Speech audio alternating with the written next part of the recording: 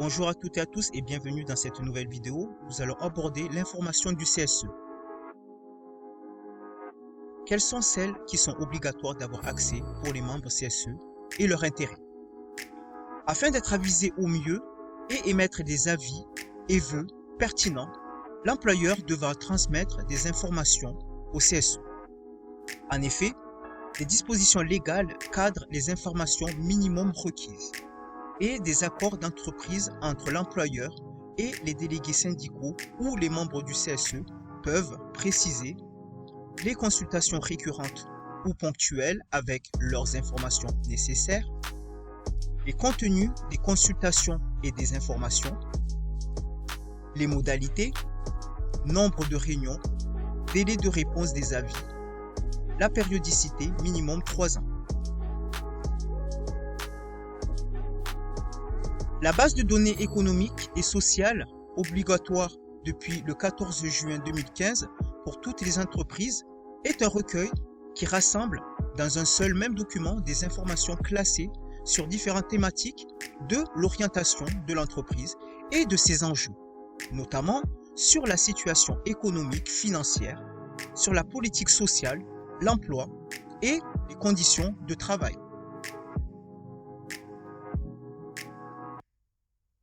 L'article L2312-21 du Code du travail énumère les différents thèmes. L'investissement social, investissement matériel et immatériel, l'égalité professionnelle entre les femmes et les hommes au sein de l'entreprise, les fonds propres, l'endettement, la rémunération des salariés et des dirigeants, les activités sociales et culturelles, la rémunération des financeurs, le flux financier à destination de l'entreprise. D'autres thèmes peuvent être abordés selon accord. La sous-traitance, les transferts commerciaux et financiers entre les entités du groupe, ou tout autre élément jugé nécessaire. Ces informations, par défaut, concerneront l'année en cours, les 2 années précédentes et une perspective sur les 3 années en cours. Toutefois, les parties ainsi que l'historique des éléments peuvent être aménagés selon accord. La mise en place de la BDES se fait par défaut au niveau de l'entreprise, par accord au niveau de l'établissement, du groupe, de l'UES, unité économique et sociale, c'est-à-dire entité créée par convention entre plusieurs entreprises juridiquement distinctes. La BDES est accessible aux membres du CSE, CSE central et délégués syndicaux. Elle doit être accessible en permanence et permettre aux représentants du personnel d'exercer utilement leurs compétences respectives.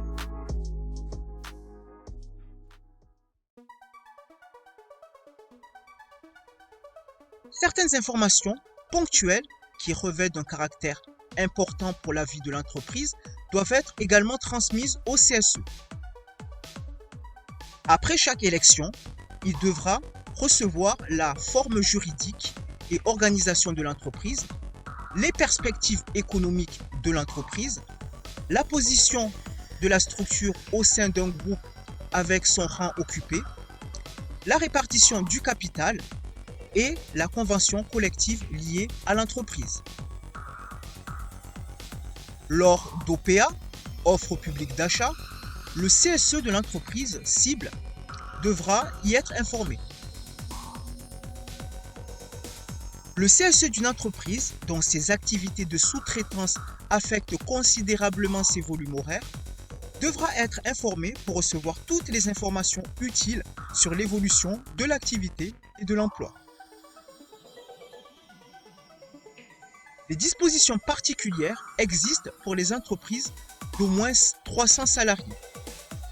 L'employeur devra présenter l'évolution générale des commandes et l'exécution des programmes de production, les éventuels retards de paiement de cotisations sociales, et l'évolution des effectifs et de la qualification des salariés par sexe. Autres informations légales dont les membres CSE devront être informés.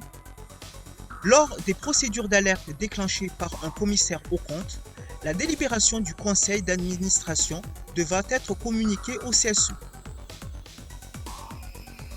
Lors d'un redressement judiciaire par les autorités administratives, le choix de mécénat ou de soutien aux associations et aux fondations, des modifications des conventions et accords collectifs de travail, de la liste des demandes de période de mobilité volontaire.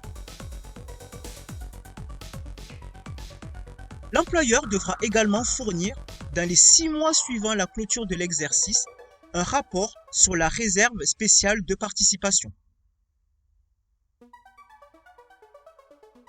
Il devra également fournir la déclaration sur les travailleurs handicapés, document annuel que l'employeur fournit à l'administration sur l'emploi des travailleurs. Pour les entreprises de plus de 300 salariés, le médecin du travail devra transmettre un rapport annuel d'activité. Pour les entreprises de moins de 300, le CSE devra en faire la demande.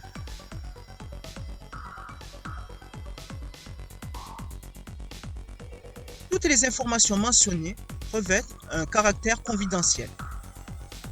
Les membres du CSE auront donc une obligation de discrétion.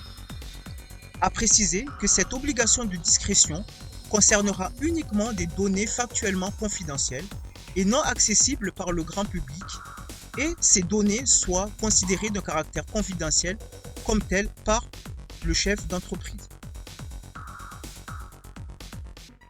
À savoir que les textes réglementaires ne mentionnent pas tous les documents que le CSE doit recevoir de l'employeur ou des autorités administratives. Toutefois, la jurisprudence a montré que le CSE est dans son droit de demander d'autres documents utiles à les éclairer sur la bonne marche générale de l'entreprise.